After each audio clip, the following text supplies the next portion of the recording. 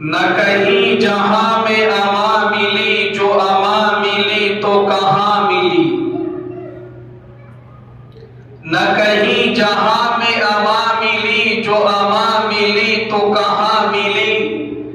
میرے جرم خانہ خراب کو تیرے عفو بندہ نواز میں، نہ وہ عشق میں رہی گرمیاں، نہ وہ حسن میں رہی شوخیاں، نہ وہ غزنوی میں تڑپ رہی، نہ وہ خم ہے زلف آیاز میں۔ جو میں سر بہ سجدہ ہوا کبھی تو زمین سے آنے لگی صدا، جو میں سر بہ سجدہ ہوا کبھی تو زمین سے آنے لگی صدا۔ تیرا دل تو ہے صنم آشنا، تجھے کیا ملے گا نماز میں؟ قابل عزت احترام میرے بزرگوں، بھائیوں، عزیزوں اور دوستوں، اس دنیا کی زندگی میں ہم بہت سارے رشتوں اور تعلقات سے جڑے ہوئے۔ ماں باپ کا اپنے بچوں سے رشتہ، بچوں کا اپنے ماں باپ سے رشتہ، شوہر کا اپنی بیوی سے رشتہ، بیوی کا اپنے شوہر سے رشتہ، خاندان کے دیگر اعزاء و اقارب سے رشتہ، ایک ساتھ رہنے والے پڑوسیوں سے رشتہ، اپنے اعزاء و اقارب سے رشتہ، رشتہ اس جگہ سے جہاں ہم رہتے ہیں، رشتہ اس جگہ سے جہاں ہماری مشغولیات ہیں، جہاں ہم کام کرتے ہیں۔ گویا کہ اگر غور کیا جائے تو ہم بہت سارے تعلقات اور رشتوں کے درمیان میں گھرے ہوئے اور ان کے تقاضوں کو بھی ہم سمجھتے ہیں۔ بطور مثال، ماں باپ سے ہمارا جو رشتہ ہے تو ہم جانتے ہیں کہ یہ ہمارے ماں باپ ہیں، اور ہم زندگی کے چاہے جس مرحلے میں ہوں، اس مرحلے تک پہنچانے میں ہمارے ماں باپ کی کیا قربانیاں رہی ہیں، کیا انہوں نے قربانیاں دی ہیں، ہمارے آرام کے خاطر انہوں نے کس طرح کی پریشانیاں برداشت کی ہیں۔ ماں باپ جن صفات کے حامل ہیں اور میرے تعلق سے ان کے جو احسانات اور ان کی جو قربانیاں ہیں ان کو ہم جانتے ہیں، اور اسی بنیاد پر اس رشتے کو نبھانے کی ہم کوشش کرتے ہیں۔ لیکن میرے بزرگوں، ایک بات ڈنکے کی چوٹ پر کہی جا سکتی ہے کہ جتنے بھی تعلقات اور رشتے ہیں، ان میں سب سے عظیم الشان اور سب سے عظیم المرتبت اور سب سے زیادہ شان والا اگر کوئی رشتہ ہے تو وہ رشتہ ہے اللہ کا اپنے بندوں سے، بندوں کا اپنے اللہ سے۔ یہ ایک عجیب و غریب رشتہ ہے۔ اللہ کی ذات کے تعلق سے یہ کہا گیا، لیس کمثلہ شیء، اللہ کی کوئی مثال نہیں، اللہ جیسی کوئی ذات نہیں۔ اللہ کا بندوں سے جو رشتہ ہے، اس رشتے کو ماں باپ کا بچوں سے جو رشتہ ہوتا ہے اس سے بھی تشبیہ نہیں دی جا سکتی۔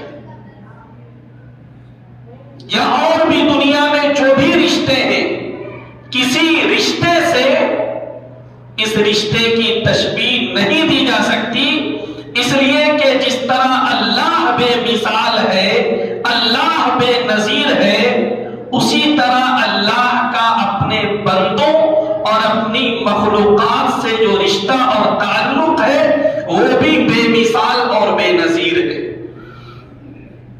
لیکن سمجھنے سمجھانے کے لیے یہ کہا جا سکتا ہے کہ خالق کا اپنے مخلوق سے رشتہ، صانع کا اپنے مصنوع سے رشتہ، الہ کا معبود کا اپنے بندوں سے رشتہ، کریٹر کا اپنے کریشن سے رشتہ، خالق کا اپنے مخلوق سے رشتہ، انتہائی عظیم الشان یہ رشتہ ہے۔ اور ہم سب جانتے ہیں کہ رشتوں کی گرماہٹ اور اس کی مضبوطی ہم اس وقت سمجھتے ہیں جب ہم اپنے اس رشتہ دار کی صفات اور اس کے احسانات سے ہم واقف ہوتے ہیں۔ یہی وجہ ہے کہ قرآن پاک ہی نہیں بلکہ قرآن پاک سے پہلے جتنی بھی آسمانی کتابیں اس دنیا میں نازل کی گئی، تمام آسمانی کتابوں میں اللہ نے اپنا تعارف فرمایا۔ تمام آسمانی کتابوں میں اور قرآن پاک میں اللہ نے اپنی صفات کا تذکرہ فرمایا۔ بلکہ اگر ہم غور کریں تو ہم یہ کہہ سکتے ہیں کہ اللہ کی صفات کے تذکرے کے ساتھ قرآن پاک کی ابتدا ہوتی ہے اور اللہ ہی کے صفات کے تذکرے کے ساتھ قرآن پاک کی انتہا بھی ہو رہی ہے۔ الحمدللہ رب العالمین، قرآن کی سب سے پہلی آیت وہ اللہ کی صفات کو بیان کر رہی ہے، اور قل اعوذ برب الناس ملک الناس الہ الناس من شر الوسواس الخناس الذي يوسوس في صدور الناس من الجنة والناس۔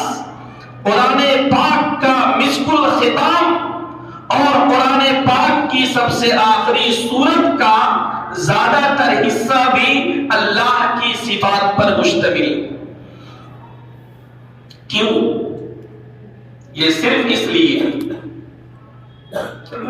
کہ خصوصی طور پر وہ دو مخلوق جسے اللہ نے اپنی عبادت کے لیے پیدا کیا ہے، وَمَا خَلَقْتُ الْجِنَّ وَالْإِنسَ إِلَّا لِيَعْبُدُونَ، خصوصی طور پر یہ مخلوق اپنے اللہ کو پہچانے اس طرح جس طرح اس کے پہچاننے کا حق ہے۔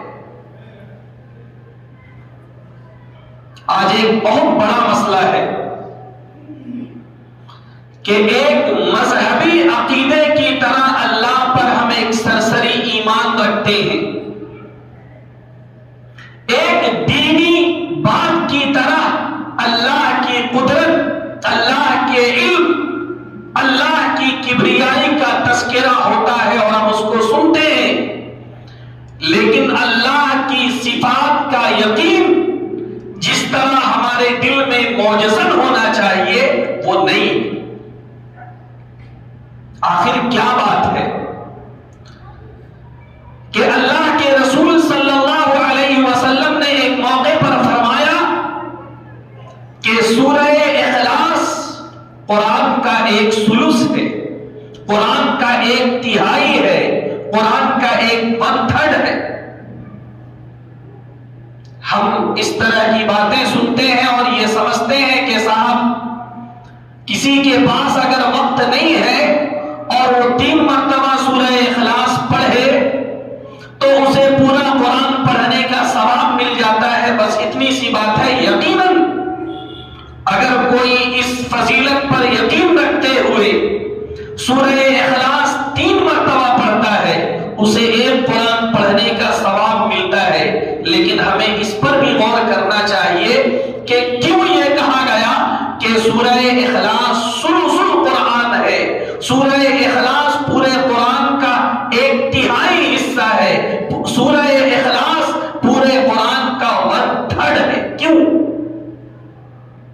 وہ صرف اس وجہ سے کہ یہ سورہ اخلاص شروع سے اخیر تک اللہ کی صفات کو بیان کر رہی ہے۔ قل، اے نبی آپ کہیے، اللہ احد هو اللہ احد، کہ اللہ ایک ہے، اللہ الصمد، اللہ بے نیاز ہے، لم یلد ولم یولد، نہ اس نے کسی کو جنا نہ اس سے کوئی جنا گیا، وَلَمْ يَكُنْ لَهُ كُفُوًا أَحَدٌ، اور اس کا کوئی ہمسر نہیں۔ پوری سورہ اخلاص اللہ کی صفات کو بیان کر رہی ہے۔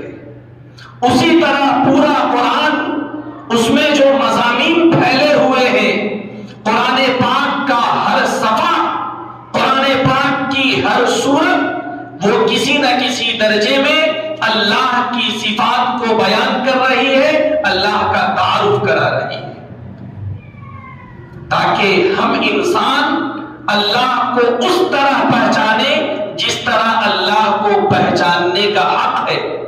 وَمَا قَدَرُ اللَّهَ حَقَّ قَدْرِهِ، سچی بات یہ ہے کہ لوگوں نے اللہ کی وہ قدر نہیں کی جو قدر اس کی تھی، لوگوں نے اللہ کی وہ قدر نہیں پہچانی جس طرح اسے پہچاننا چاہیے تھا۔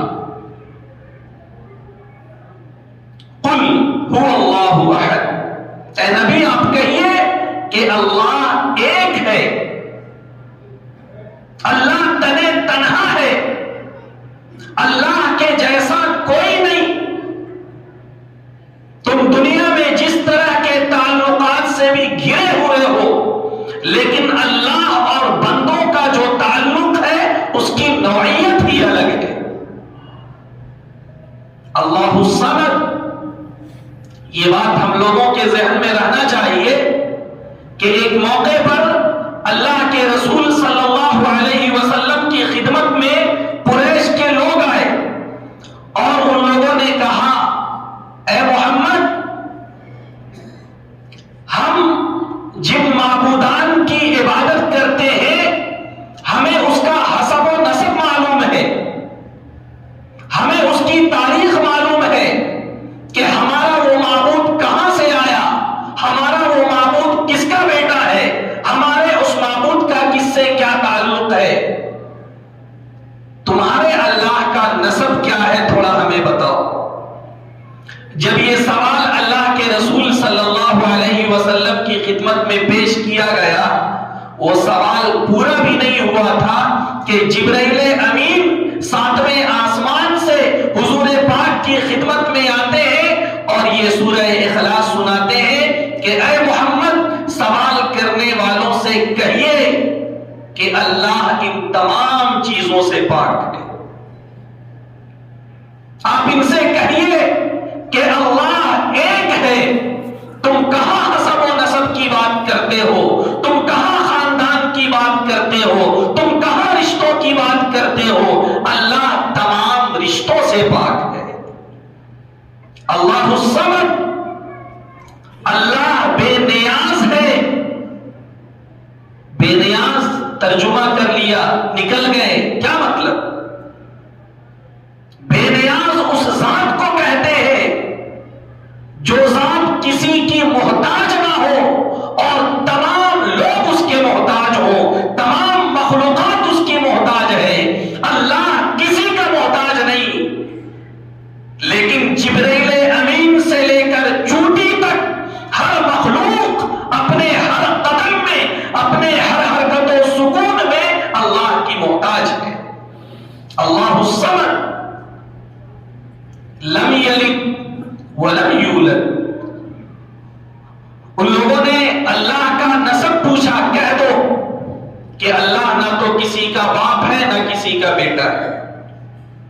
ولم یکن لہ کفوا احد، اور اللہ جیسا کوئی نہیں، اللہ کا ہمسر کوئی نہیں۔ اللہ ہم سب کو معاف کرے۔ ہم لوگ اس وقت جس ماحول میں زندگی گزار رہے ہیں، دین کے بنیادی مسائل پر بھی حملہ کیا جاتا ہے،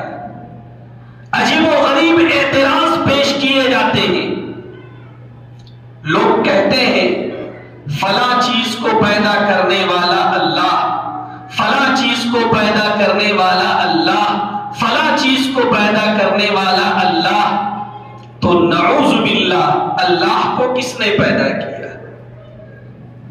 بہت سارے جوابات دیے جا سکتے ہیں، لیکن ایک عام فہم جواب ہمیشہ ذہن میں رکھیے۔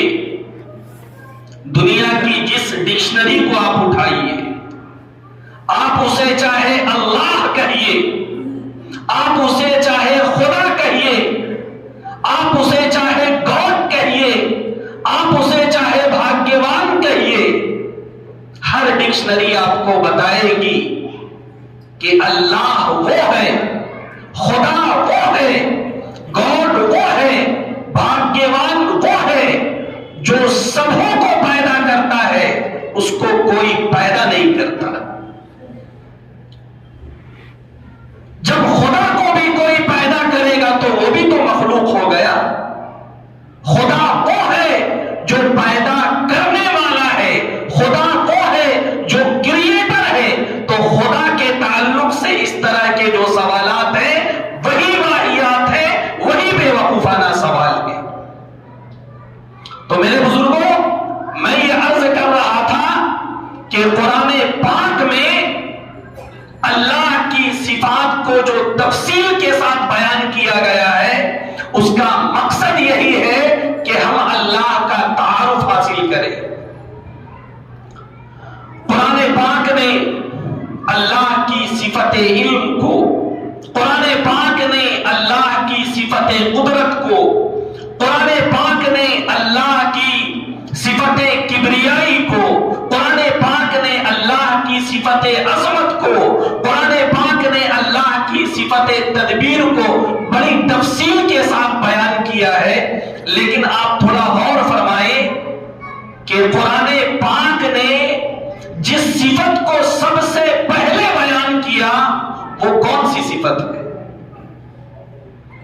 قرآن پاک نے جس صفت کو سب سے پہلے بیان کیا ہے وہ ہے اللہ کی صفت رب۔ الحمدللہ رب العالمین۔ اور تھوڑا سا اور غور فرمائیں کہ قرآن پاک کا جو اختتام ہو رہا ہے، قرآن پاک کی جو سب سے آخری سورت ہے، اس آخری سورت میں بھی اللہ نے جس صفت کو اہتمام کے ساتھ بیان فرمایا ہے وہ بھی صفت رب۔ قل اعوذ برب الناس الحمدللہ رب العالمین۔ یہ چیزیں سرسری نہیں ہیں، یہ چیزیں الٹپ نہیں ہیں۔ اللہ ہماری کمزوری کو جانتا ہے، اللہ ہمارا کریٹر ہے، وہ ہماری فطرت کو، وہ ہمارے نیچر کو، ہماری پیدائشی کمزوریوں کو جانتا ہے۔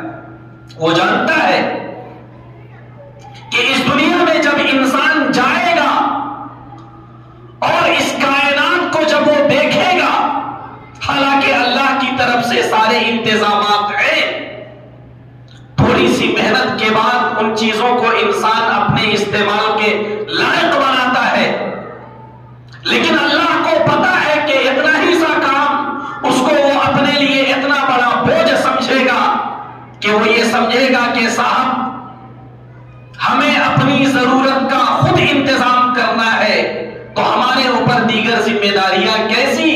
اللہ نے پہلے ہی اس اشکال کو دور کر دیا کہ انسانوں، جناتوں یا دیگر وہ مخلوق جو اس دنیا میں جا رہے ہو، یہ بات یاد رکھنا کہ تمہارا رب اللہ ہے۔ رب اللہ، رب پیدا کرنے والے کو کہتے ہیں، رب مالک کو کہتے ہیں، رب تصرف کرنے والے کو کہتے ہیں۔ ہمارا پیدا کرنے والا اللہ، ہمارا مالک اللہ، ہمارے بدن کے سسٹم میں تصرف کرنے والا اللہ، جب اللہ چاہے آنکھوں کی بینائی سلب کر لے، جب اللہ چاہے سانسوں کو روک لے، جب اللہ چاہے دل کی دھڑکن کو روک لے، جب اللہ چاہے ہمارا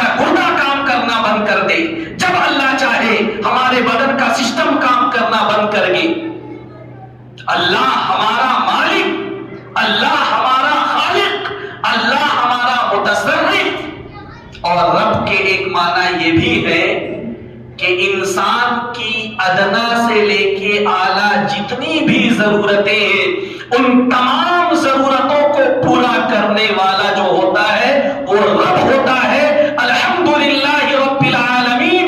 ایک مومن اور اللہ پر ایمان رکھنے والا جب اپنی کتاب ہدایت کو کھولتا ہے، اعوذ باللہ من الشیطان الرجیم، بسم اللہ الرحمن الرحیم، الحمدللہ رب العالمین، تمام تعریفیں اس اللہ کے لیے جو تم 7 اور 6 فٹ کے انسان نہیں بلکہ بڑی بڑی مخلوقات، اتنی بڑی بڑی مخلوقات کہ تم زندگی بھر میں جتنا کھانا کھاتے ہو ایک وقت میں وہ مخلوق اتنا کھانا کھاتی ہے، ان تمام مخلوقات کی ادنا سے لے کے اعلیٰ تک ہر طرح کی ضرورتوں کو پورا کرنے والا اللہ۔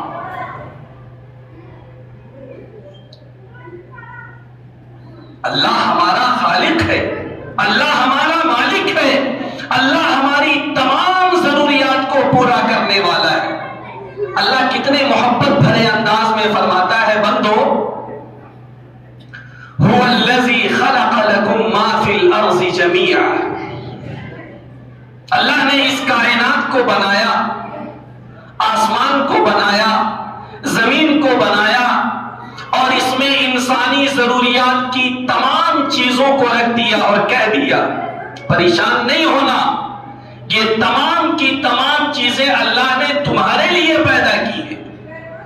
وَآتَاكُم مِّن كُلِّ مَا سَأَلْتُمُوهُ، جو کچھ تم نے اللہ سے مانگا اللہ نے وہ تمام چیزیں تمہیں عطا کی۔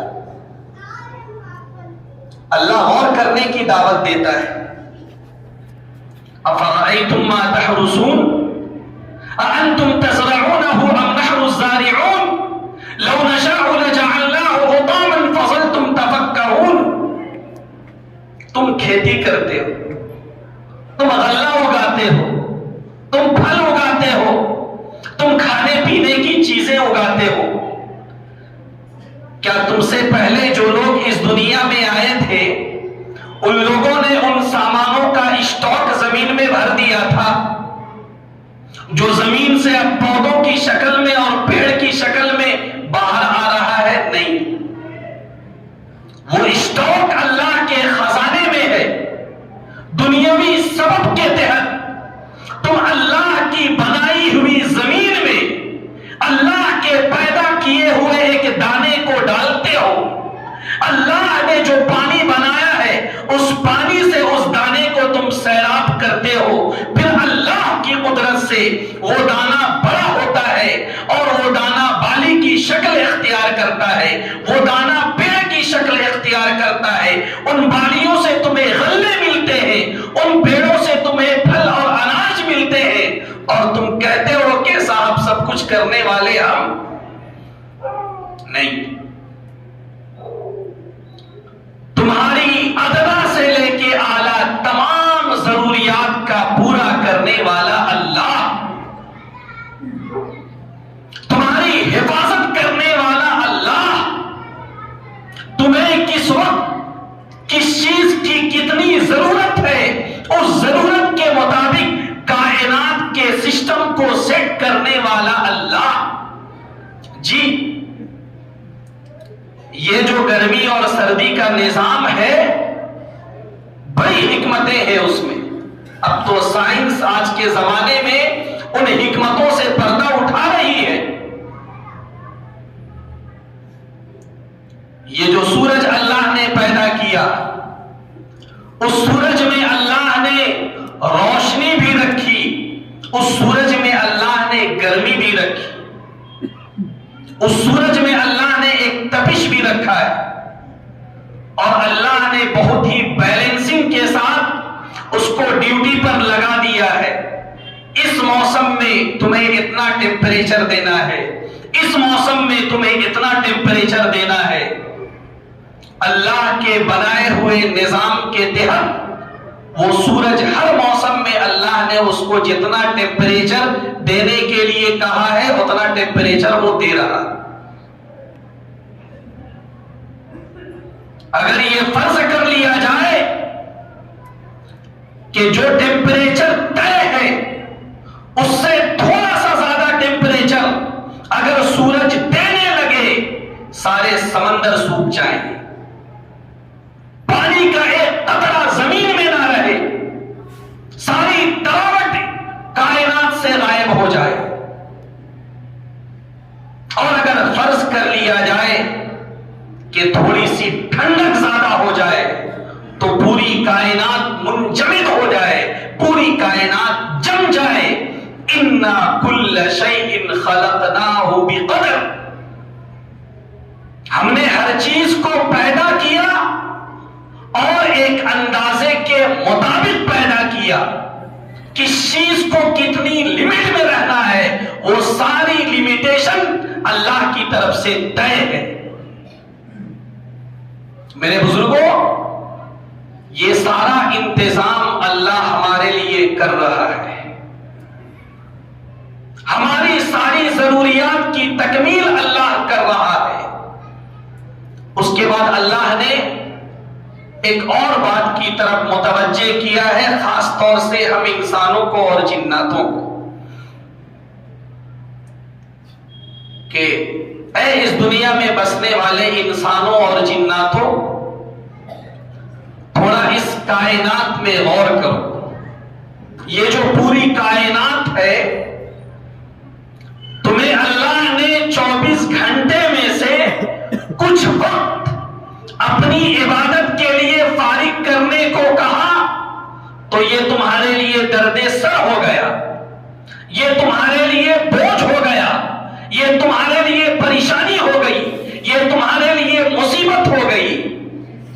لیکن تھوڑا سا غور کرو، یہ جو پوری کائنات ہے، غور کرو گے تو کائنات کی ہر چیز تمہیں عبادت میں نظر آئے گی۔ اور قرآن کی آیت کہہ رہی ہے کل قد علم صلاته وتسبیحہ،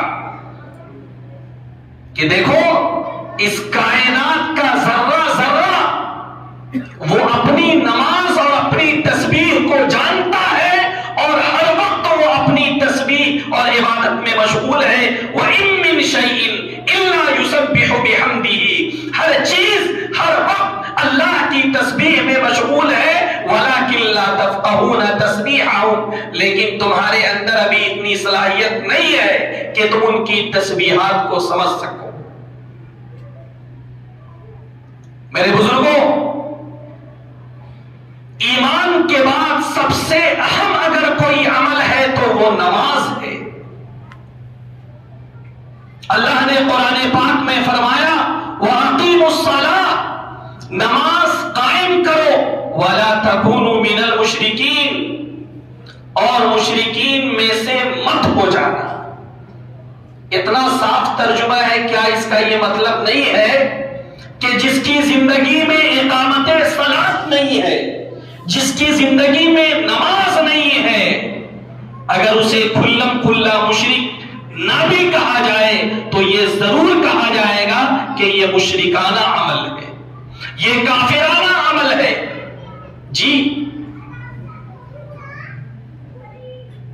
نماز جو افضل ترین عبادت ہے، آج اس کے تعلق سے امت کا کیا رویہ ہے وہ ہم سب دیکھتے ہیں۔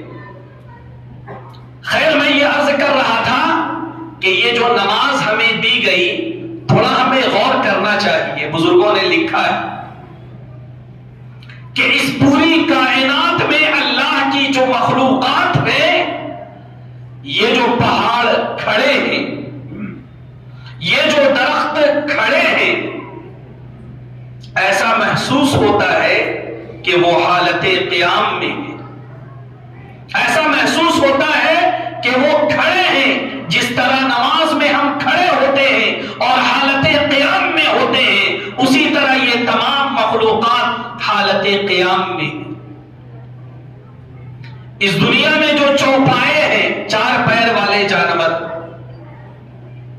گائے ہو، بیل ہو، بھینس ہو، کھاتے تو ہم خوب ہیں دھڑلے سے، اس کے بغیر ہمارا ایمان مکمل نہیں ہوتا ہے، لیکن کم سے کم کبھی اس پر غور بھی کر لینا چاہیے کہ یہ جتنے چوپائے ہیں، غور کرنے سے کیا یہ محسوس نہیں ہوتا کہ یہ حالت رکوع میں ہے؟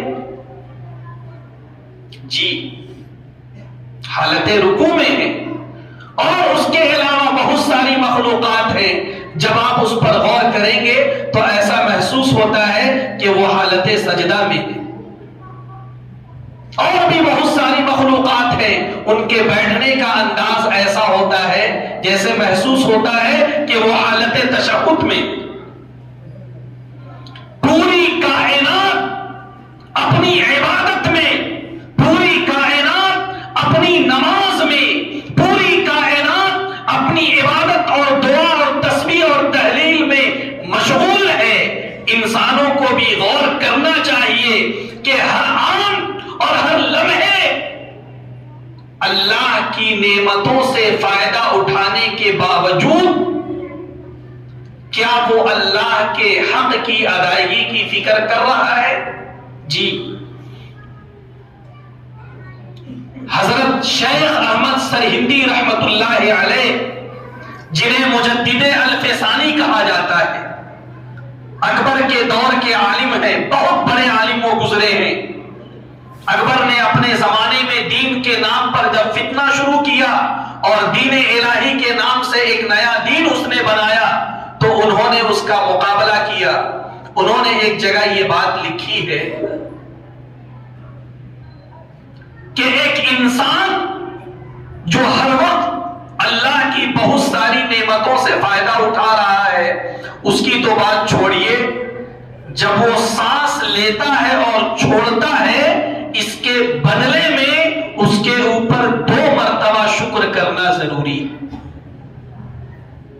ایک مرتبہ تو اس بات پر کہ اس ماحول سے اس نے ہوا لی، آکسیجن لیا، آکسیجن کے ساتھ بہت ساری چیزیں اس نے لی، وہ سانس اندر گئی،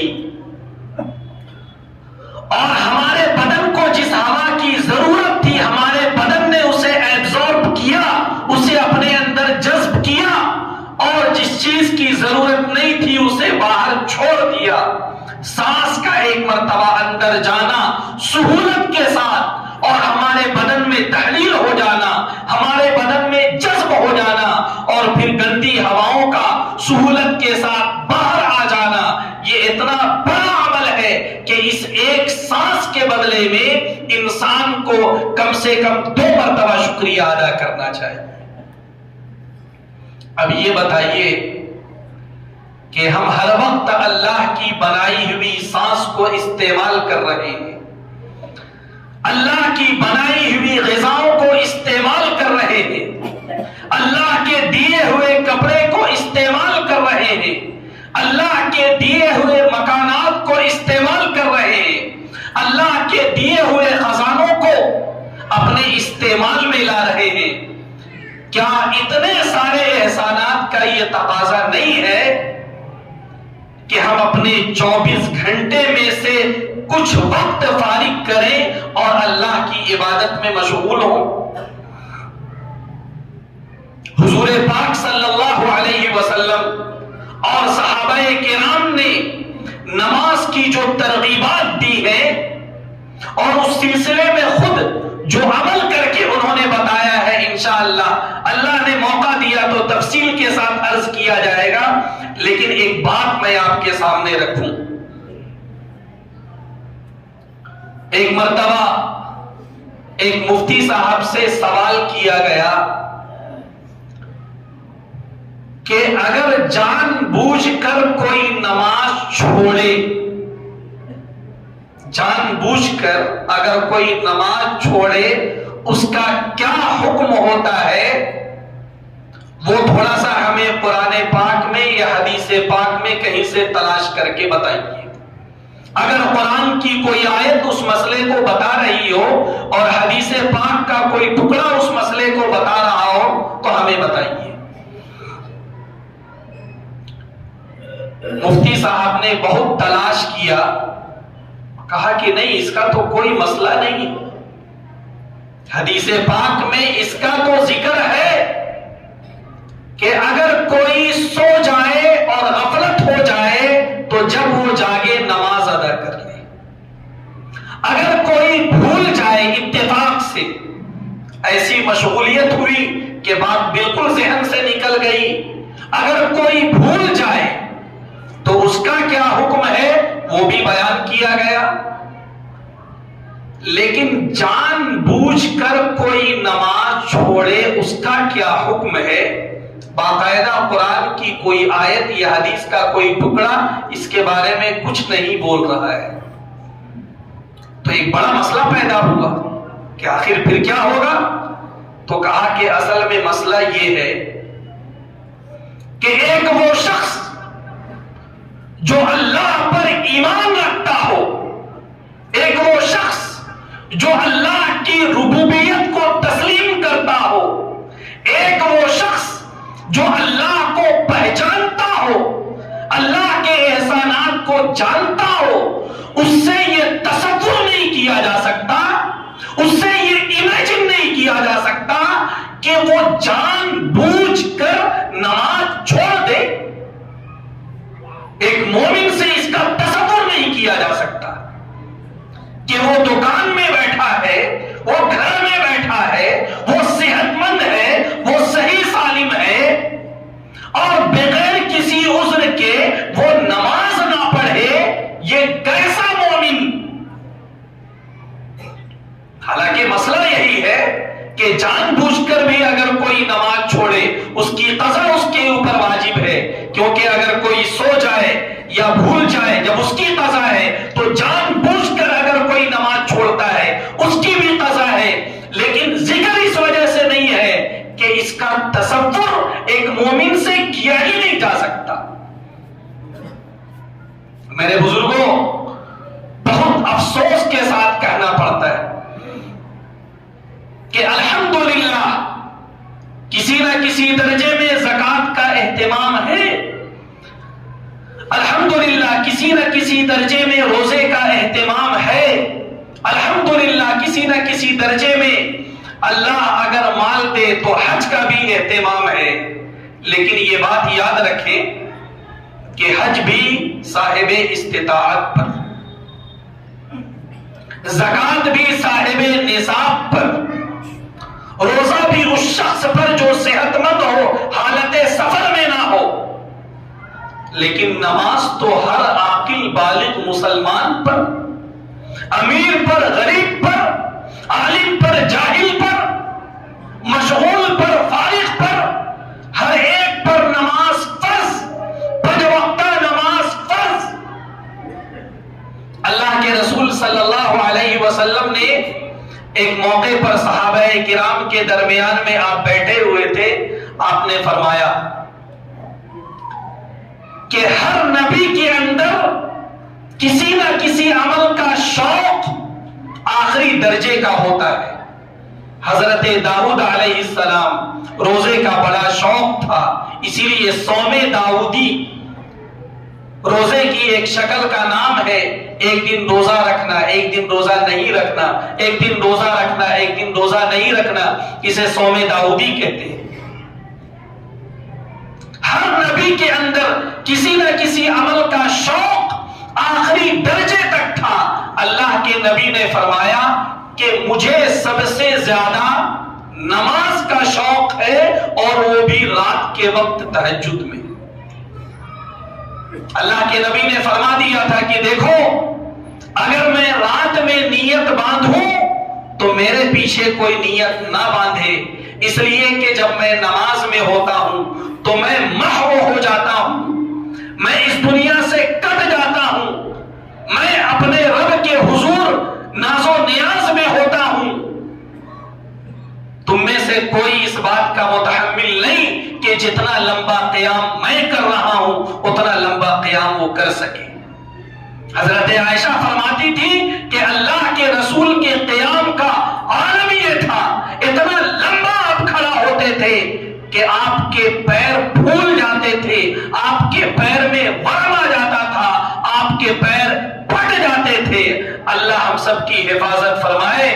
جس نبی نے اس درجے نماز کا اہتمام کر کے بتایا ہو، آج اس کی امت کا حال یہ ہے کہ وہ دھڑلے سے نماز چھوڑ رہی ہے.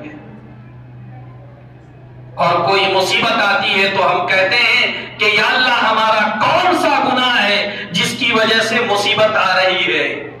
کیا یہ کم بڑا گناہ نہیں کہ ہم عاقل بالغ صحت مند ہیں لیکن اس کے باوجود دھڑلنے سے جان بوجھ کر ہم نماز چھوڑ رہے ہیں؟ اللہ سے دعا کریں اللہ ہم سب کی حفاظت فرمائے، اور ایمان کے بعد جو سب سے اہم تقاضا ہے، جو سب سے اہم رکن ہے نماز، اس کے اہتمام کی اور اس پر عمل کرنے کی اللہ ہم سب کو توفیق سے نوازے۔ ایک بات 2-3 منٹ میں انشاءاللہ پوری ہو جائے گی۔ ایک اعلان ہے، ہم سب